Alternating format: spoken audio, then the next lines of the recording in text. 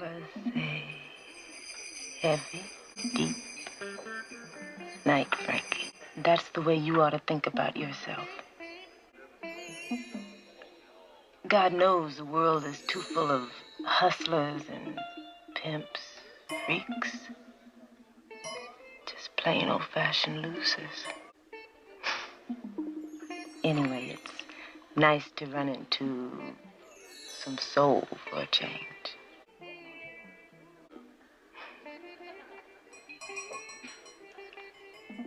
Every last one of them.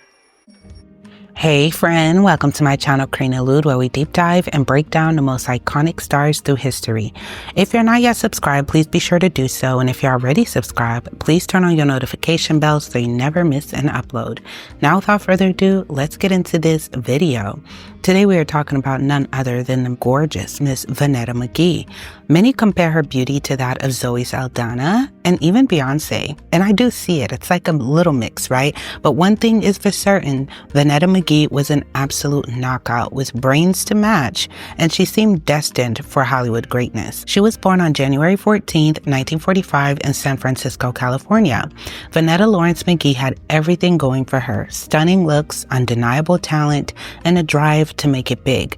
But fate had other plans. Instead of becoming a household name, she found herself tangled in the wild and chaotic world of blaxploitation films, a genre that didn't always give Black actors the credit they deserved. VONETTA's story started out as picture perfect as her face. She graduated from San Francisco Polytechnic High School in 1962, and her family had big dreams of her becoming a lawyer. She even started studying pre-law at San Francisco State College, but the courtroom wasn't where VONETTA's heart was. While dabbling in amateur theater, she got bitten hard by the acting bug. Forget legal briefs and courtrooms, VONETTA had her sight set on the big screen instead. Her family probably rolled their eyes, but VONETTA was all in. Before Hollywood came calling, though, she took an unexpected detour to Italy. That's right, this California girl packed her bags and headed for Rome in the 1960s, where Cinecittà Studios was churning out movies like a European Hollywood, okay? Many Black actors and actresses moved to Italy during those days because the Italian cinema was very welcoming to Black entertainers. Well, actually, Europe in general was very open to Black creatives during that era, like France, Italy, the UK. It was very odd to see how America was treating creatives, but then they'd go overseas and they'd be like super famous. I did my video on Josephine Baker, you guys saw that, and many other vintage Black Hollywood stars that I've done videos on, and even the blaxploitation era, how they all, thrived overseas, but then America really mistreated them. What do you guys think about that? That was just so odd, right? It was a bold move, but VONETTA had never been afraid to gamble on herself. This was also after a significant scare in her teens. She'd been diagnosed with Hodgkin's lymphoma at just 17, but she fought through it like the queen that she was. Italy turned out to be wonderful to her. Her big break came in the title role of the comedy Faustina, directed by Luigi Magni. It wasn't a box office smash, but who cared? She was making a name for herself. She was working in films and living la dolce vita. Soon after, her stunning appearance in Il Grande Silenzio caught none other than Sidney Poitier's eyes. The Hollywood legend personally requested her for a role in Guess Who's Coming to Dinner, even though she wasn't even credited in the film. Hollywood always does that. But in Il Grande Silenzio was one of the first love scenes in Italy of a Black woman and white man. The love scene between Pauline and Silence is very powerful on multiple fronts. First off, it's a love scene between a Black woman and a white man, a rarity in film at the time, let alone Westerns. Pauline maybe doesn't even love Silence, but is rather reaching out in an attempt to replace the absence of her husband. It's shot romantically rather than obscenely. Pauline moves the encounter further here, rather than being controlled by Silence. Both of them connecting in their loneliness. It was uncommon to see a love scene this emotionally fraught in a Western.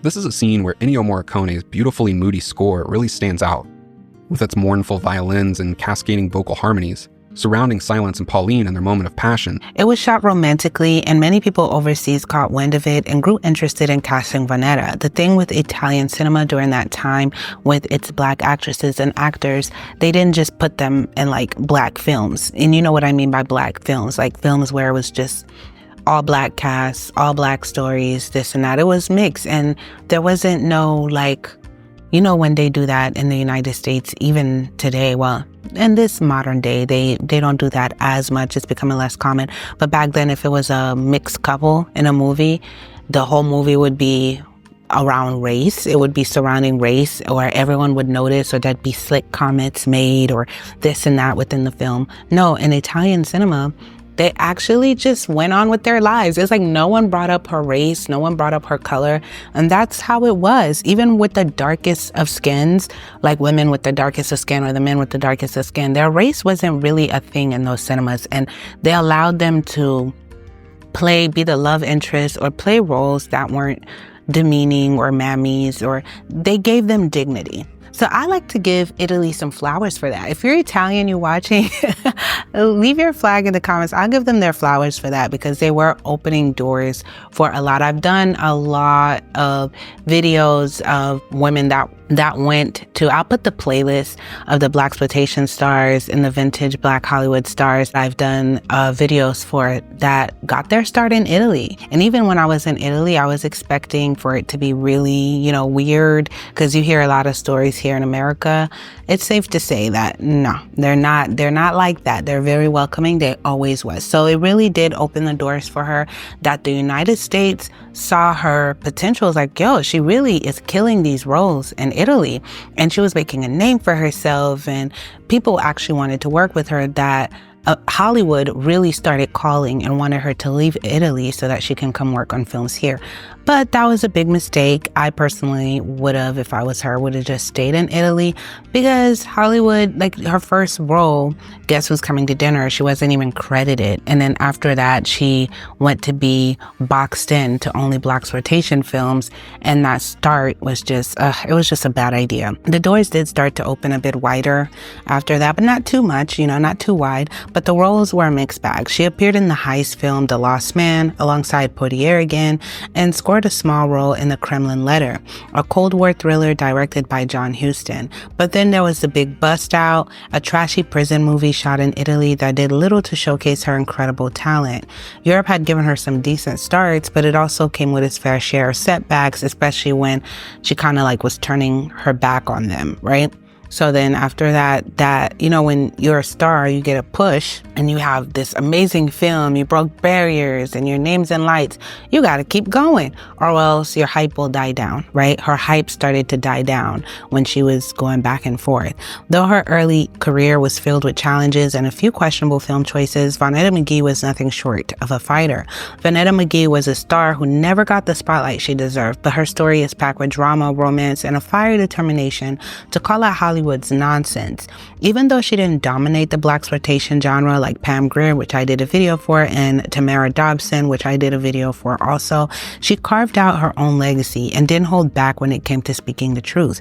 By the early 1970s, VONETTA was a solid presence in the black film genre, her preferred term over blaxploitation, which she found demeaning. Warner Bros. Had a hit brewing with Cleopatra Jones, a sleek, action-packed film written for her by her longtime boyfriend, Max Julien. All signs pointed to VONETTA stepping into the role. She was supposed to play Cleopatra Jones, but in a twist as sharp as one of Cleopatra's wardrobe pieces, Warner Bros. Handed the part to Dobson instead, leaving VONETTA on the sidelines. It was a brutal blow, not just to VONETTA's career, but also her relationship with Max. And we know, because I did the video on Cleopatra Jones, we see just what that did for Dobson. It was a big hit. You know, Cleopatra Jones was a big hit, and it would have been a big hit for VONETTA. And though Cleopatra Jones, her Dobson killed the role. Like, she did amazing. We love her in it. Tamara Dobson, the Soul Sisters' answer to James Bond, and the most exciting new star in years. 6'2" of dynamite, and it's all stacked. If I ever hear of you selling so much as a cough drop, I'm coming down on you so hard.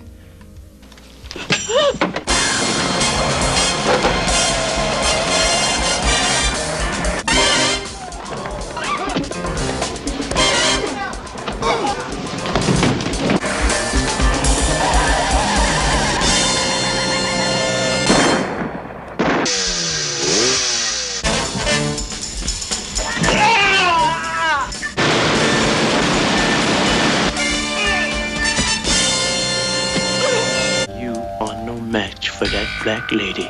I'll take care of Cleopatra Jones. Cleopatra Jones, starring Tamara Dobson. And with your love, oh honey, you ship me. What I call some extra heavy double duty stuff.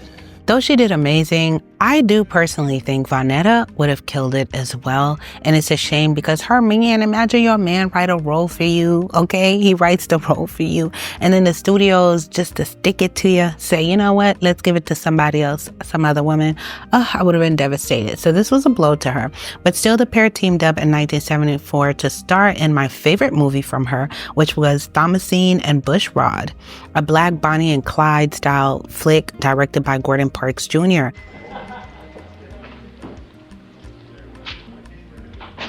Good morning, folks.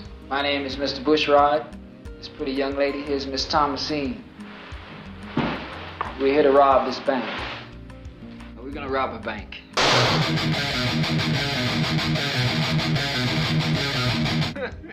Well, just be careful you don't get caught. We're gonna try not to.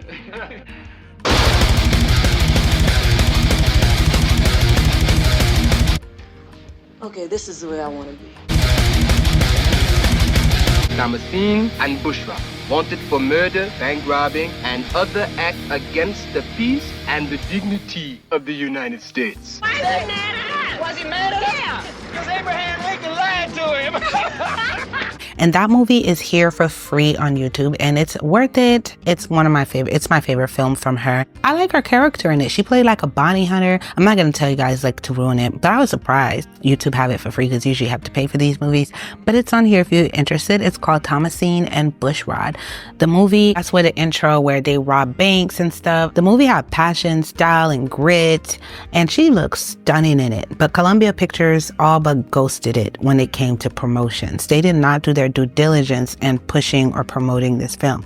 The lack of studio support was a bitter pill, and soon after, VONETTA and Max called it quits. Hollywood had struck again. She finally just let it go. Like, it felt like Columbia Pictures also was punishing this couple for being together, like this black couple, that every movie that they started to star in together, if he write her a script, they'd give it to some other woman, or they wouldn't promote the movies that they were in. Maybe it was because she was talking too much. She had too much confidence. They thought, oh, you think you're a big shot, let's humble you. But Columbia Pictures didn't really want to give her up to other studios, but they didn't want to promote the movies also. For whatever reason, them being together, her and Max, was just not working out with the studios and the powers that be in Hollywood. So she was just like, you know what, I'm gonna just call it quits, because that was actually a really good movie. And I think had they promoted it right, it would have been one of those classics that we talk about, because they acted in it and it still stayed true to the time.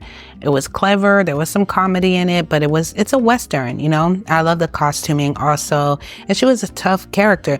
And in watching that movie, it really makes me think that, yeah, I see why Max wrote Cleopatra Jones for her, because she would have killed it, okay? Fast forward to the 80s, and VONETTA found herself in television, cast as the wife of Detective Mark Petrie in Cagney and Lacey. The role turned out to be more prophetic than she probably imagined, since in 1986, she married the actor behind her on-screen husband, Carl Lumbly.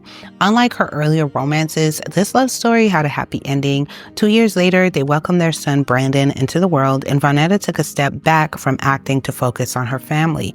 But she wasn't done making an impression. She returned in 1990 with a memorable cameo in Charles Burnett's To Sleep with Anger, and proving she still had that magnetic screen presence. VONETTA's career was always underscored by her candor about Hollywood's racism, while others celebrated Diana Ross, which I did a video for also, landing lead roles as a win for equality. VONETTA pushed back, saying she had the luxury of a studio behind her. This is where a lot of us fell short. We all need a certain amount of protection, but we were on our own, end quote. Hollywood had a habit of isolating black artists, and VONETTA wasn't afraid to call it out. And they was using Diana Ross as like the token black woman that, look, you see, she's successful, she get roles, what are you guys complaining about? She was like, first of all, she was a singer that already had numbers and a fan and all of this, whatever. Like, of course, she's going to be popular. Plus, she has a studio behind her. Plus, she was with Berry Gordy, who was, you know, big shot or whatever. Diana Ross knew how to align herself romantically with the right people, okay, to get up there. We talk about that in her videos. And she was ruthless, even with her group members. She was ruthless, did what she had to do to get up there. Some people like VONETTA was like, let us not use her as an example, please, because not all of us are willing to do what Diana Ross did to get famous, but also she has the studio backing, and she, you know, there's a network, there's like people, there's a group, there's a secret group. You have to just be in the N to be it. And then those groups, they only allowed a few Black people, like the token ones, to make it. And there wasn't a big enough pool to have enough Black creatives be successful in it. And when she started speaking up about that, oh yeah, Hollywood, what do you think? Do you think they were happy with her? Or do you think they were like, okay, ma'am, okay, you're doing too much? Well, yeah, they went the latter route. And the roles started drying up. And when it came to blaxploitation, she flat out hated the name. To her, the label erased individuality, lumping every Black artist and film together as if they were one monolith. She preferred the term Black film genre and even likened its cultural significance to Andy Warhol's art of his iconic Campbell soup cans. Black film, she said, is the most valuable art form in pictures since Andy Warhol and Campbell soup cans because of the impact it made on the Black community. End quote. The blaxploitation era that once made VONETTA McGee a rising star hit a wall in 1975 when the genre started to fade. And just like that, Hollywood seemed to flip the script. It's like the phone lines to the stars of these films suddenly went dead. Studios that had feasted on the big money these films brought in were now ghosting their leads. Made quite a bit of money, which was why we felt so betrayed. Because you would think if something made money, then they would want to put some more money in it and see it go on. But it didn't work out that way. Yeah, she was basically saying, we made these studios all this money, they collected the Black dollars, and then when they felt like, okay, well, now let's just have white people play those roles and be done with this genre, they just cut all those people out. And we see what happened to the Black film era. I've done a lot of videos on them as well. It's just very sad. A lot of unsung stories, okay? Luckily for VONETTA, though, she had something many others didn't, a talent so undeniable it opened up other doors. And according to her husband, Carl Lumbly, that really shows just how talented she was. But even for VONETTA, navigating the industry wasn't easy. She had to face challenges that came with being a Black actress in Hollywood that continually undervalued women of color. And women, period. The industry's obsession with youth didn't help either. By the time the blaxploitation wave ended, VONETTA's career wasn't reviving at full speed anymore, and she was a little older. She, to them, was losing her luster. So still, one thing was certain, VONETTA McGee wasn't going to be forgotten by those who truly understood her worth. Fast forward to the 2000s, and VONETTA was facing a challenge far tougher than anything Hollywood had ever thrown at her. She was diagnosed with cancer in 2001, and her husband, Carl, stepped in as her full-time caregiver. This kind of love they shared sounds like the sort of thing straight out of a romantic drama, pure devotion through thick and thin. But sadly, after a nearly decade-long battle, VONETTA passed away on July 9th, 2010 at the age of 65. Her death was attributed to cardiac arrest, but for Carl and their son Brandon, it was the loss of a beloved wife, mother, and a one-of-a-kind artist. You might think that would be the end of the story, but then came a surprise twist, right? And how I found out about her. The obituaries started pouring in from like The Guardian, The New Yorker, all of those, right? And suddenly VONETTA McGee's name was back in the spotlight. Writers scrambled to finally give her the flowers she's gone without for so many years. They praised her talent, her beauty, and her legacy. But the real question was, why hadn't they done that while she was alive? VONETTA didn't fit the mold of an obvious icon like Foxy Brown, era Pam Grier, and she called out Hollywood's prejudice in a way that probably ruffled feathers.